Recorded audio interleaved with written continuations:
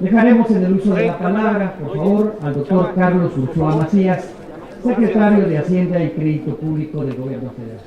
Si es tan gentil, por favor. Bueno, para ayudarnos en su trabajo, señores y señoras reporteras, van a recibir 13 páginas y allí en ellas va a haber 3 partes, o 2 partes en realidad. Una es una donde hay unas balas, alrededor de unos 8 balas que yo voy a leer enseguida y voy a tratar de explicar. Y después van a ver un texto, no, son más 10 balas en las primeras 3 páginas. Luego van a ver un texto que es un resumen de los criterios. Quizás ustedes sepan que el paquete económico no solamente comprende el presupuesto, sino también el documento que se llama Criterios Generales de Política Económica, que es la que sienta las bases, la que les transmite a ustedes los estimados que nosotros pensamos que van a ocurrir de variables macroeconómicas claves, de tal forma que se tomen en cuenta para el presupuesto. Y luego hay una segunda parte, la Ley de Ingresos de la Federación, que como ustedes saben, tiene que ser aprobada en las 2 cámaras, no solamente la Cámara de Diputados, sino también la de Senadores, y finalmente el proyecto de presupuesto de egresos de la Federación, la cual solamente es aprobada aquí en la Cámara de Diputados, porque es de principio la Cámara del Pueblo. En el documento que les van a entregar, como les digo, de la página 4 en adelante, quizá de la página 4 hasta la 10, van a ver un resumen de los criterios económicos empleados para hacer el presupuesto. Y una vez, y después de la 10, van a ver 3 paginitas, la 11, la 12 y la 13, que tienen datos de manera ya más clara, ¿de acuerdo? Entonces, lo que voy a hacer es leer las balas, voy a tratar de explicarlas una a una y después tomo preguntas, ¿de acuerdo? Pero todo está en los documentos que les van a dar a ustedes. Bueno, como ustedes saben, y como lo dije, pues acabamos de entregar aquí ante el Honorable Congreso Nacional el Paquete Económico 2019. Este paquete refleja en primer término el compromiso absoluto con la disciplina fiscal y financiera, de manera que se garantice la estabilidad macroeconómica y el fortalecimiento de las finanzas públicas. En este sentido, una muestra de ello, se propone un superávit primario de 1% del PIB para 2019. ¿Qué quiere decir esto? Lo que quiere decir es que vamos a tener ingresos presupuestarios por un lado y gastos presupuestarios por el otro lado. En estos gastos hay una parte que se le llama no programable, es decir, que uno no puede tocar casi, que comprende esencialmente 2 asuntos. El costo financiero, es decir, lo que tenemos que pagar o estimamos que vamos a pagar en intereses, amortizaciones, etcétera, de nuestra deuda, de la deuda del gobierno federal, y por otro lado está esencialmente las participaciones y las aportaciones que se da a los estados. Estas participaciones y aportaciones no se pueden tocar tampoco, porque la Ley de Coordinación Fiscal dice, tú dime cuánto vas a recibir, de ahí calcula cuál es la recaudación federal que puedes participar, y una vez hecho esto hay fórmulas muy detalladas acerca de cuánto van a recibir cada uno de los estados y cada uno de los municipios, ¿de acuerdo? Eso tampoco se puede tocar. En el caso del costo financiero, que está, como dije, en el gasto no programable. El gasto programable es lo normal, lo que ustedes podrían pensar.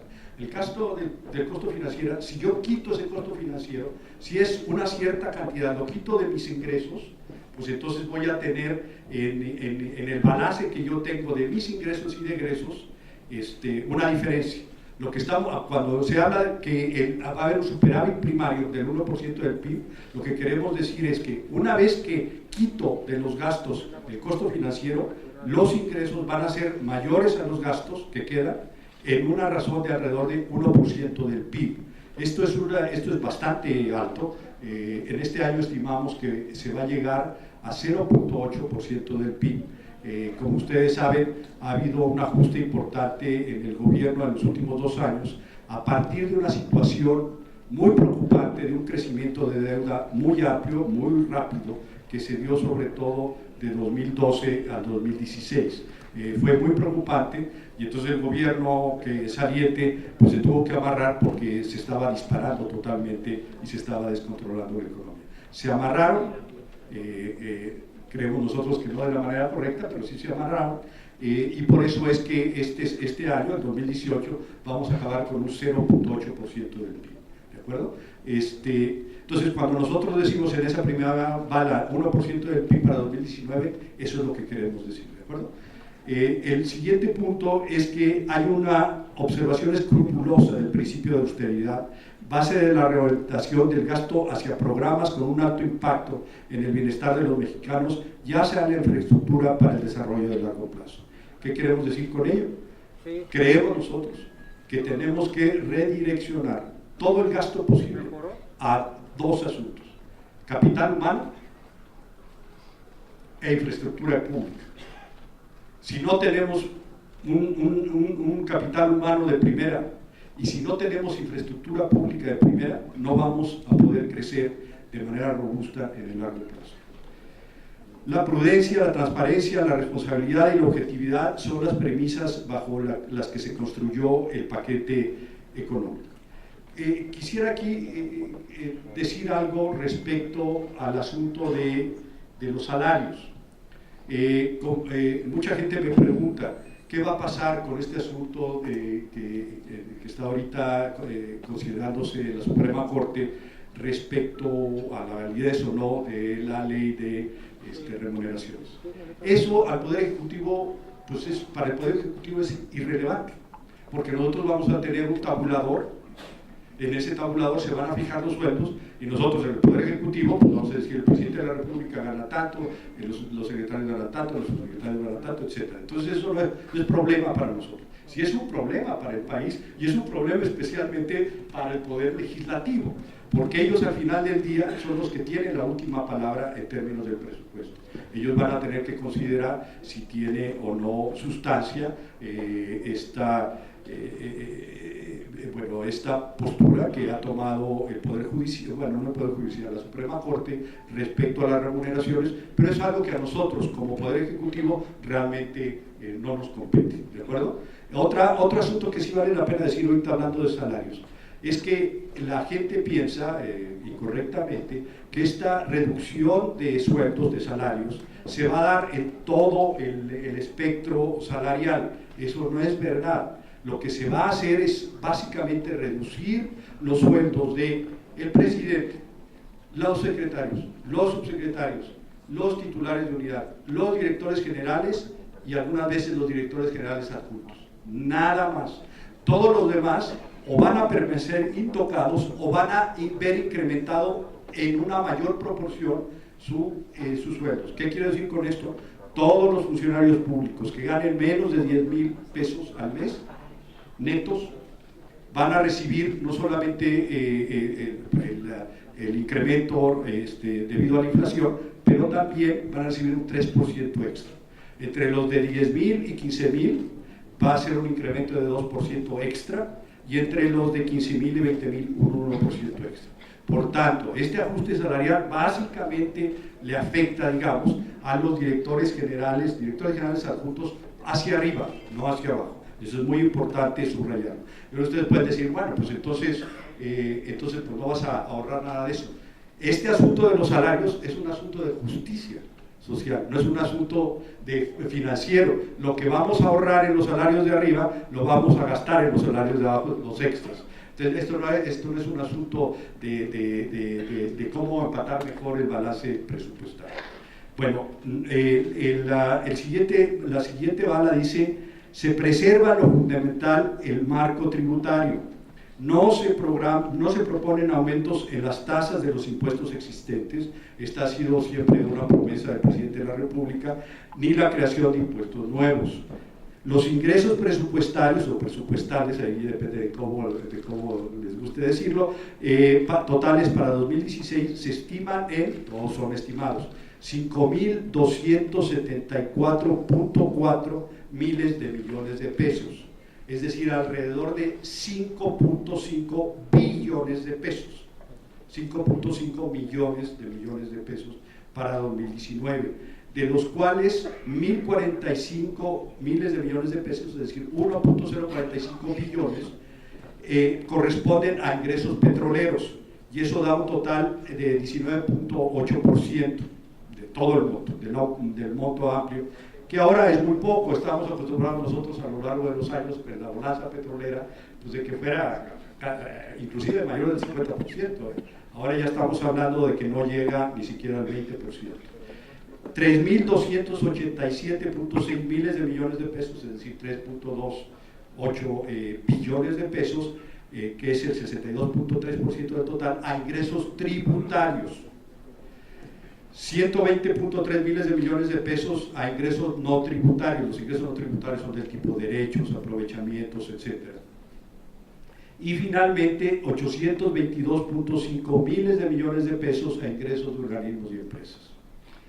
Se prevé que los ingresos presupuestarios muestren un crecimiento real en 2019 de 6.3% a la cifra aprobada en 2018. Esto quiere decir, el PEF, el presupuesto de egresos aprobado hace un año, un poquito, más o menos hace un año,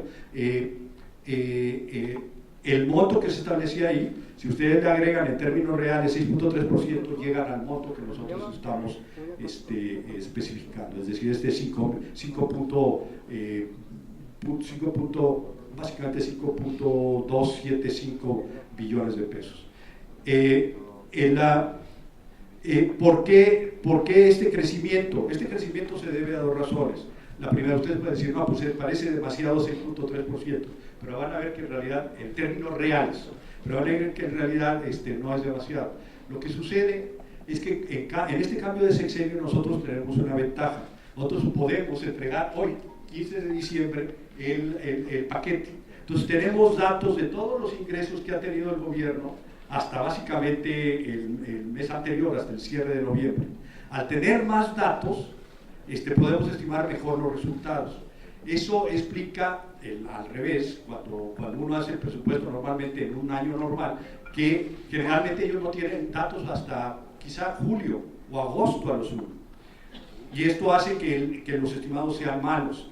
Esto ha llevado, por cierto, hasta críticas del propio Fondo Monetario Internacional, que dice, ustedes a propósito subestiman ingresos. Y la verdad no es precisamente eso, sino es que no se tiene mucha información cuando uno está cortando casi a mitad del año. Entonces nosotros tenemos más datos y creemos que va a ser muy fácil obtener ese 6.3%. De hecho, si ustedes en términos de pesos de 2019 comparan lo que quizá acabemos teniendo este año en estimado con lo que estamos proponiendo en nuestro paquete, básicamente es lo mismo.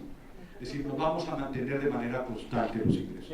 Eso no quiere decir que no vamos a tener todavía más. Yo espero que sí, por el bien de nosotros, pero sobre todo por el bien de los estados y municipios, porque recuerden que entre más recaudación federal participable se tenga, pues en mejores circunstancias estarán los estados y los municipios.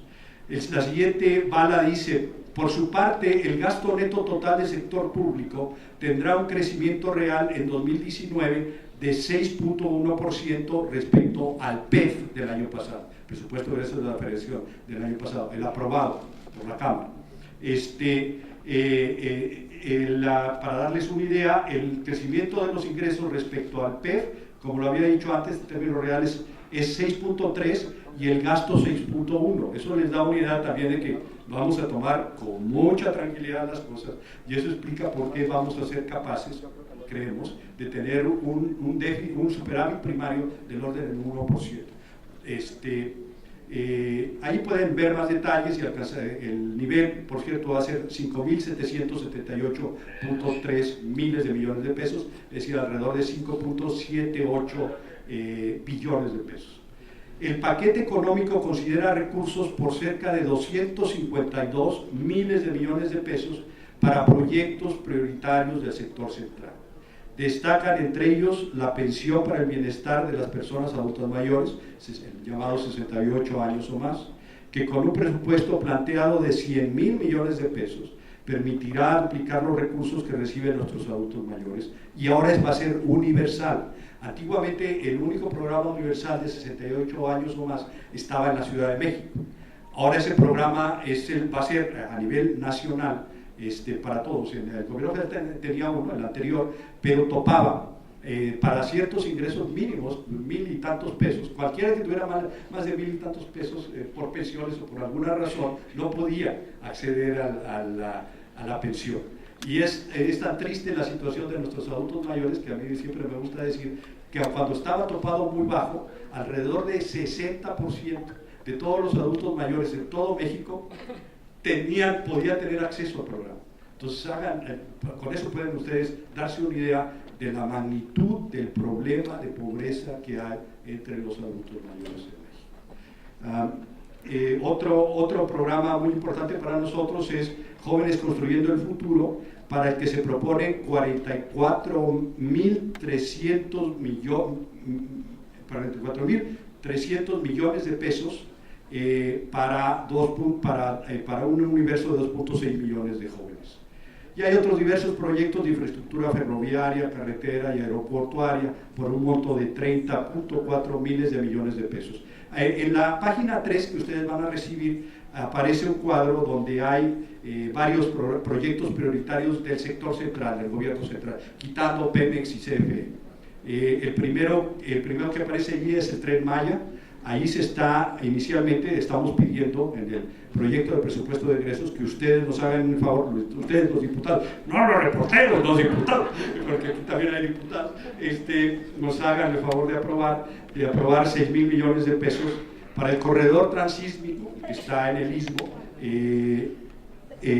900 millones de pesos. Recuerden que en realidad en el Istmo hay un ferrocarril, hay unas vías construidas desde hace mucho tiempo. Lo que sucede es que se tienen que modernizar y se tienen que ampliar para que puedan tener trenes de alta velocidad. Caminos rurales, 2.500 millones de pesos. Modernización y rehabilitación de la infraestructura aeroportuaria y de conectividad, 18.000 millones de pesos. El programa Internet para Todos, 600 millones de pesos. El programa para las colonias marginadas, 8.000 millones de pesos. El plan de reconstrucción, recuerden que desgraciadamente sigue el problema, y ya a ellos se ha sumado el problema Nayarit, tiene 8.000 millones de pesos. Sembrando Vida, el programa de 1 millón de hectáreas, que va a empezar a tomar pie en este año, 15.000 millones de pesos. La pensión para el bienestar de las personas con discapacidad permanente, 7.000 millones de pesos. Los adultos mayores, ya habíamos hablado, 100.000 millones de pesos. Y otros más, ahí los pueden, quizás Jóvenes Construyendo el Futuro, 44.000, como había dicho, 300 millones de pesos. Crédito Ganadero La Palabra, 4.000 millones de pesos. Fertilizantes, 1.000 millones de pesos. Precios de garantía de productos alimentarios básicos, 6.000 millones de pesos. Producción para el Bienestar, 9.000 millones de pesos. Y apoyo a pymes, 3.000 millones de pesos. Las transferencias federales a los estados, es decir, las aportaciones, participaciones y otros conceptos que se le transfieren a los estados por ley, alcanzarán un monto de aproximadamente 1.9 billones de pesos, que es una cantidad muy grande. En particular, y esto siempre cuando me he estado reuniendo con los gobernadores, que luego tienen el presupuesto a fin de año muy complicado, luego no pueden cerrar, yo siempre los aliento diciendo que el año que entra va a haber un incremento real de 8.4% con respecto a lo aprobado en 2018. Si ustedes lo quieren en nominal, ahí se me olvidó decir, recuerden que nosotros nos tenemos que anclar a la inflación que espera el Banco de México. El Banco de México espera para el siguiente año 3.4%. Entonces, si reciben en real 8.4%, si lo quieren en nominal, sería más o menos 11.8% de incremento en el caso de las participaciones que recibirán los estados y los municipios.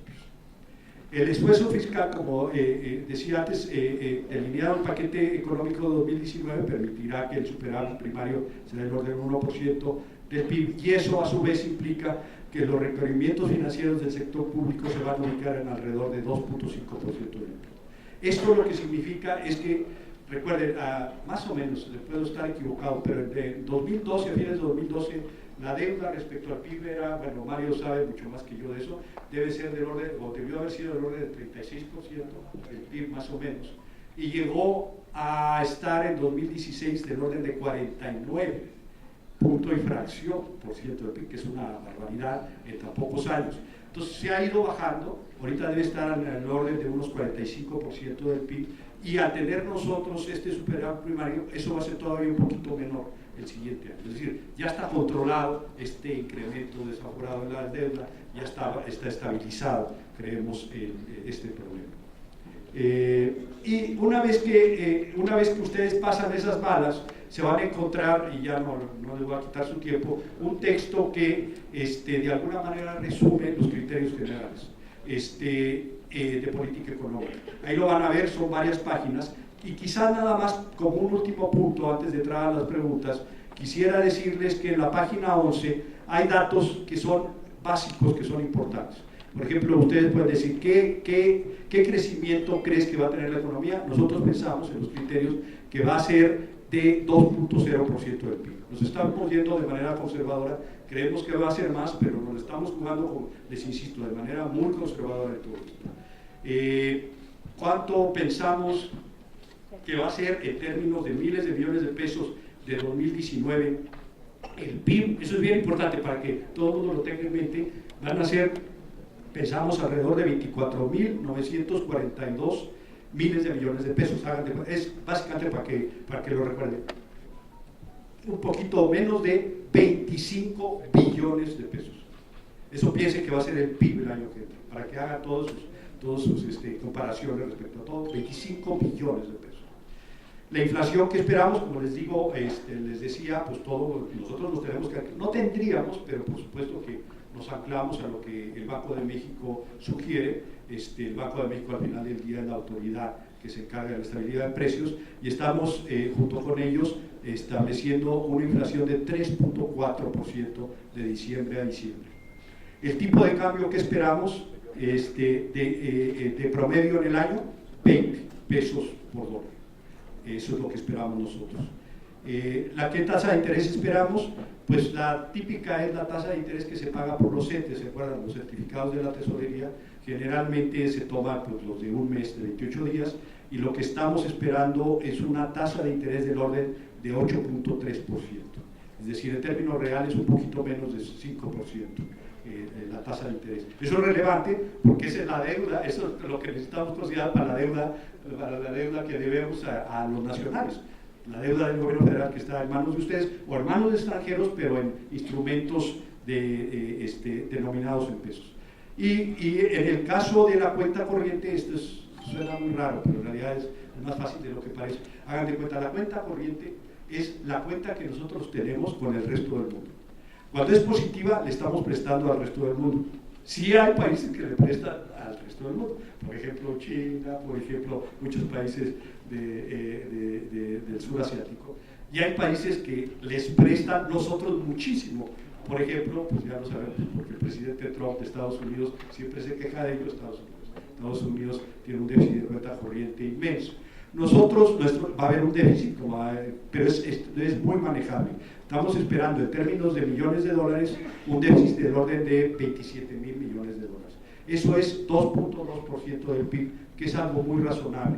De hecho, cualquier cifra en déficit de cuenta corriente o déficit público menor de 3%, todo el mundo deja tranquilo. Nosotros estimamos 2.2%. Eso no quiere decir que no queramos que sea menos el déficit, esperemos que sí. Básicamente parte de este problemita, que no es un problema, pero parte de que no sea menos, es por lo del precio del petróleo, ¿no? Y la plataforma, de hecho, nuestra de exportación, que ha caído, como ha dicho el presidente de la República, mucho en los últimos años. Luego, ¿qué más vale la pena considerar? Que creemos, junto con muchos analistas, que el PIB de los Estados Unidos va a crecer 2.6%, que la inflación en los Estados Unidos va a ser del orden de 2.2%, que la tasa de interés internacional, que esa es la tasa de referencia nuestra cuando pagamos deuda en dólares, lo que le llaman, la clásica es la LIBOR, el London Interbank Offer Rate se llama, es a 3 meses, pensamos que va a ser 2.9%. Y el petróleo, ya la última, con eso ya termino. El petróleo, que para nosotros ya no es tan importante como antes, pero sigue siendo importante.